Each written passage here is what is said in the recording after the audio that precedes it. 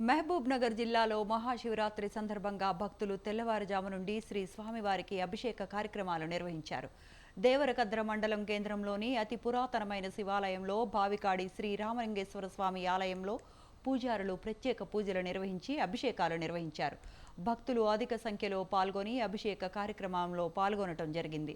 ఉపాధ్యాయ మధ్యాహ్నం గిరిజా కళ్యాణం నిర్వహిస్తున్నామని, అలాగే రాత్రికి జాగరణ భజన కార్యక్రమము మరియు మరుసటి రోజు ఉదయం ప్రత్యేక పూజలు నిర్వహించి భక్తులకు అన్నదాన కార్యక్రమం నిర్వహిస్తున్నామని కమిటీ సభ్యులు ఆంజనేయులు, నందకిషోర్, జగన్మోహన్ రెడ్డి, కిరణ్ రెడ్డి తెలియజేశారు. శివరాత్రి పర్వదిన శుభాకాంక్షలు. దేవరకద్ర పట్టణంలో వెలిసిన గుడిబావి శ్రీ రామలింగేశ్వర స్వామి వారు అత్యంత మహిమాన్వితులు. పురాతనమైన గుడి. గతంలో నుండి ఇక్కడ వైశ్య కులస్తులు వాళ్ళ సొంత వ్యవసాయ పొలంలో గుడి నిర్మాణం చేసుకొని నిత్యం పూజలు చేసేవారు.